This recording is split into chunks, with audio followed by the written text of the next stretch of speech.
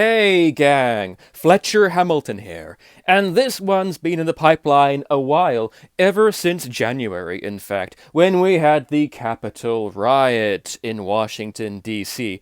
Not that it's going to be much of a dissertation, but we have Matthew Hooten at it again, attacking Donald Trump, and by extension his Kiwi supporters, to whom he's already promised vague consequences. This is YouTube's slowest growing and least popular conservative channel. I mean, just look at my like to dislike ratio. Shocking.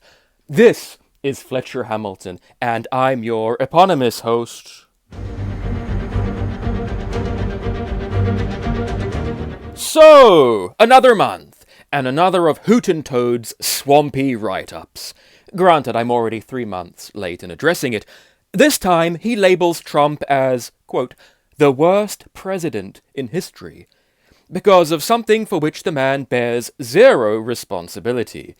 So let's fortify our stomachs, lest of all Hooten's BS churns them and we throw up in our mouths as a result, and read. Matthew Hooten. Capitol riot confirms Donald Trump leaves office as worst president in history. Dropped on the 8th of January, 2021, 1 a.m., approximately 5 minutes to read. New Zealand Herald by Matthew Hooten. Opinion. Yesterday's events in Washington, D.C. cement what was already certain, that Donald Trump will leave office as the worst president in the history of the United States. That this would be the case was... To continue reading this article and to support great journalism, please give us some money. So, HootenToad, how is Donald Trump objectively the worst president?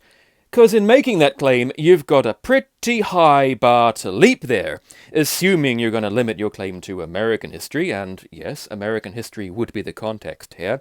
You've still got some pretty stiff contest going up against guys like Jimmy Carter, Andrew Jackson, Woodrow Wilson, LBJ, James Buchanan, and dare I say, Obama. Though I'm going to guess that HootenToad is thoroughly an Obama guy, through and through. Right, Hootie Bullfrog, so let's get this straight. According to you, the president who spearheaded a global initiative to decriminalize homosexuality, is leaving office as the worst president in history. The president who negotiated 4 historic peace deals and managed to avoid having to go to war against a NATO ally, and who brought the troops home, is leaving office as the worst president in history.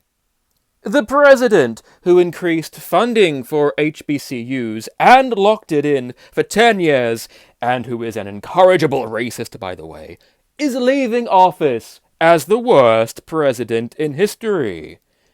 The man who created opportunity zones to revitalize distressed communities is leaving office as the worst president in history.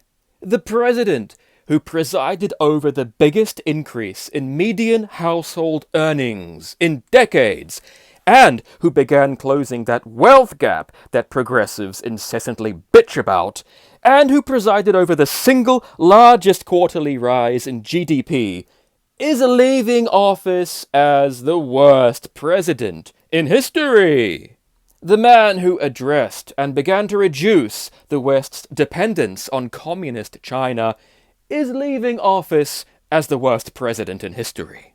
The man who made America not just energy independent, but a net exporter of aforesaid energy, thus making his own country competitive against the Russian petro-tyranny, and who enabled fracking to occur to ensure America would become energy independent, is leaving office as the worst president in history. The president who conveyed arms to Ukraine, and who closed Russian consulates on the west coast of America, and who tried to stop Nord Stream, while Obama wouldn't send any missiles when Russia invaded Ukraine, is leaving office as the worst president in history. Well, Matthew Hooten, I gotta hand it to you, mate. You set a pretty high standard for what constitutes the worst president in history. But really, if you're unaware of these accomplishments, then I'm sorry, but you've clearly been sucking the Kool-Aid directly out of the saggy memories of the MSM bitch animal. Anyway, HootenToad, just like the rest of his swamp compatriots, tries to designate the Capitol siege as the worst evil to befall America, and then tries to blame Trump for orchestrating, or at least partially inciting it. And there's no persuading them otherwise. They won't be told that Trump, in his Capitol speech, urged peaceful protest. They won't acknowledge that the siege began before Trump had even finished speaking. They don't care that conservative Americans have legitimate questions and concerns relating to the very real possibility of a political coup organized by the left by changing voter laws under the pretense of COVID, the result of which is that we now have an anthropomorphic geriatric potato as the president. They won't differentiate between the bulk of legitimate protesters, whom Capitol Guards willingly admitted into the building, from the few bad faith Black Lives Matter Antifa actors in the crowd, because apparently that dude in the animal shaman costume is simply the worst existential threat to freedom-loving democratic America, right?